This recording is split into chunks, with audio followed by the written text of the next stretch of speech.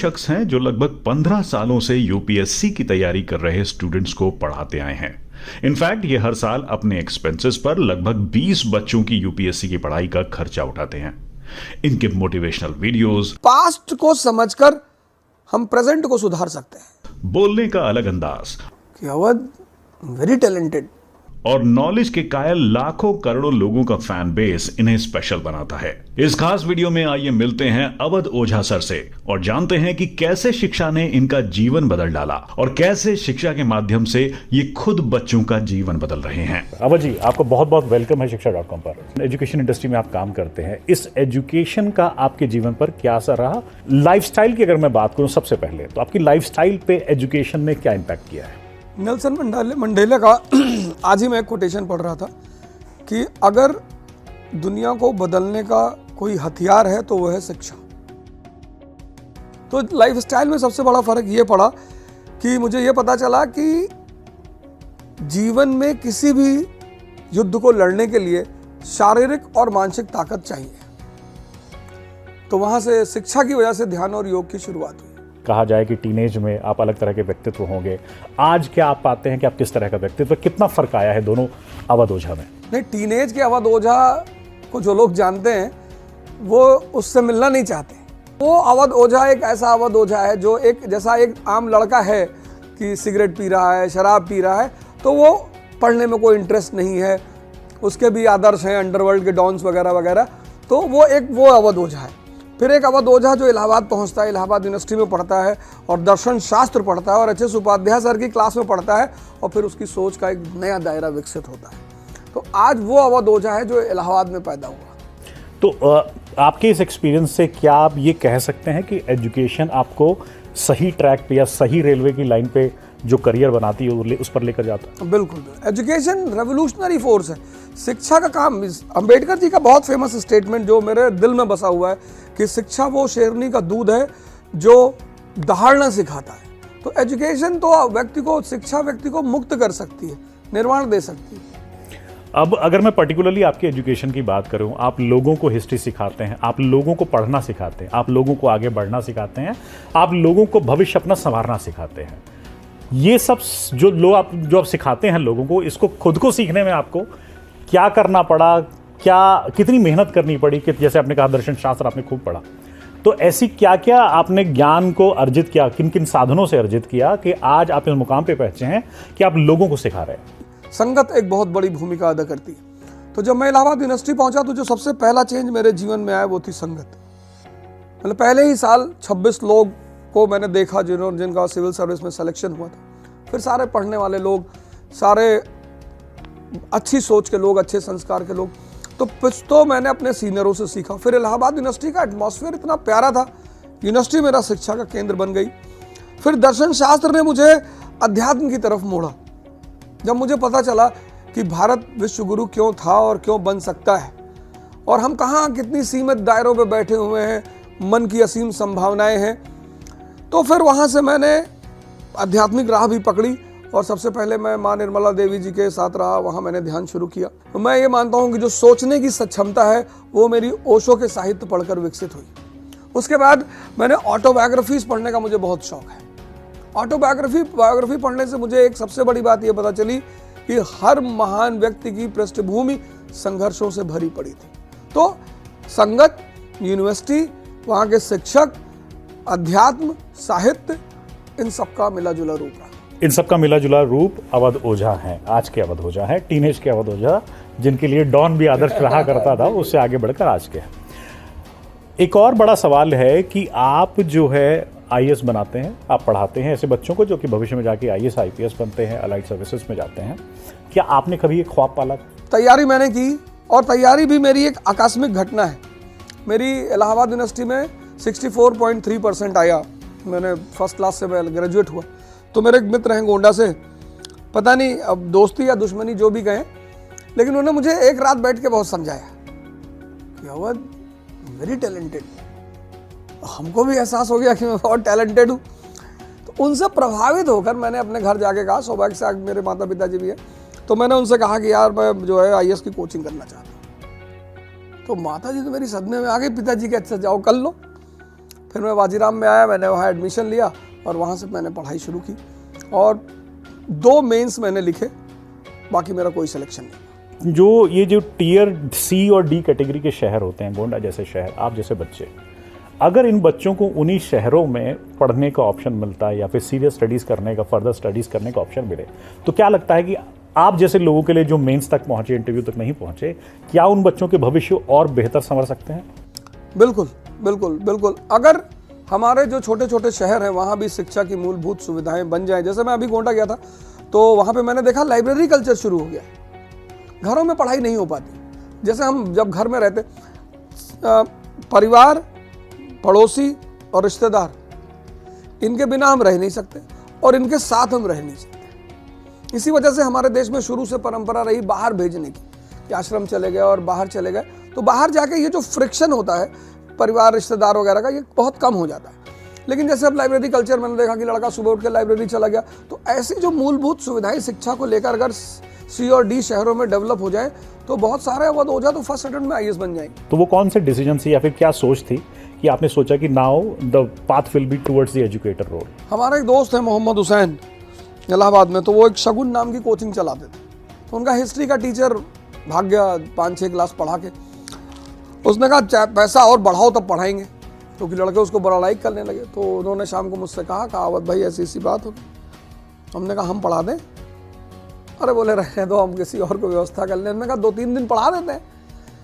तो जब मैं पढ़ाने गया तो लड़कों ने बड़ा एक्सेप्ट किया।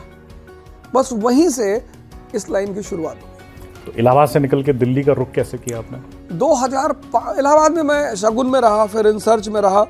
कुंदन राय उसके डायरेक्टर थे इंसर्च के, और सबसे अच्छे जो मेरे मित्र रहे, जो सुरेश बहादुर सिंह, अभी लॉयर हैं हाई कोर्ट के, वो एटीएन एकेडमी चलाते थे, उनकी कोचिंग में मैंने पढ़ाया।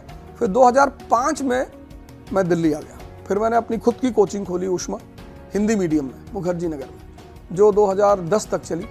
लेकिन फिर आर्थिक कारणों से मुझे उसे बंद करना पड़ा और फिर मैं इंग्लिश मीडियम की तरफ आ गया। तो आज अगर किसी स्टूडेंट को अवध ओझा से हिस्ट्री पढ़नी है या फिर मोटिवेशनल गाइडेंस लेनी है, उसको क्या करना है? उसको वाजीराव जाना है, कहाँ जाना है, किस कोचिंग इंस्टीट्यूट पे जाना है? नहीं, अवध ओझा से 2 जगह मुलाकात हो सकती है। एक तो इकरा आईएएस कानपुर और पुणे, और दूसरा नेक्स्ट आईएएस दिल्ली। बहुत सारे सवाल हैं जो आईएएस की तैयारी कर रहे होते हैं, उन बच्चों के मन में होता है। कुछ सवाल ऐसे हैं जो बड़े स्पेसिफिक्स हैं और रेगुलरली आप भी सुनेंगे, जब आप भी कहेंगे कि हाँ ये सवाल आते रहते हैं आपके पास भी। उनके जवाब आज हम शिक्षा.com के माध्यम से उन बच्चों को देंगे। कुछ लोगों का सपना हमेशा बरकरार रहता है, वो यूपीएससी क्लियर करना चाहते हैं, और अगर यूपीएससी के अटेम्प्ट्स उनके पूरे हो जाते हैं तो शायद वो स्टेट सर्विसेज एग्जाम देना चाहते हैं या फिर कोई और उसी लेवल का सरकारी एग्जाम देना चाहते हैं। ऐसे लोगों को आप क्या सलाह देंगे कि उनकी पढ़ने की अलख बुझे ना, और उसमें वो सफलता का किस तरीके से आयाम दर्ज करें? किसी भी चीज में जब आपको मजा आने लगता है तो आप उसे नहीं छोड़ते। किसी भी चीज में, जैसे आप, ज्यादातर लोग इस कंट्री में गोल्फ नहीं देखते, टेनिस नहीं देखते, क्योंकि वो उसके नियम को समझते नहीं है। तो समझते नहीं तो मजा ही नहीं आएगा। तो शिक्षा का जो तरीका है, जैसे अशोक है प्राचीन काल में, अकबर मध्यकाल में है। अब भारत एक विभिन्नता में, अनेकता में एकता का देश है। ये बात अशोक को समझ में आती है प्राचीन काल में। जैसे आज हिंदू मुसलमान ईसाई लड़ रहे हैं, ऐसे तब बुद्ध, ब्राह्मण और जैन लड़ रहे थे। और परिवार का तनाव या देश का तनाव परिवार और देश को बर्बाद कर देगा।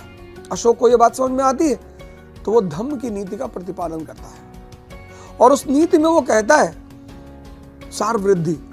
प्रत्येक व्यक्ति को हर धर्म की मूलभूत सिद्धांतों को जानना चाहिए। तो अब हिस्ट्री ने क्या रोल प्ले किया कि पास्ट को समझकर हम प्रेजेंट को सुधार सकते हैं, कि अगर वो सार वृद्धि के द्वारा विभिन्नतावादी भारत को एक सूत्र में बांध सकता है तो हम आज के भारत को बांध सकते हैं। अब यहीं पर पैदा होगा इंटरेस्ट।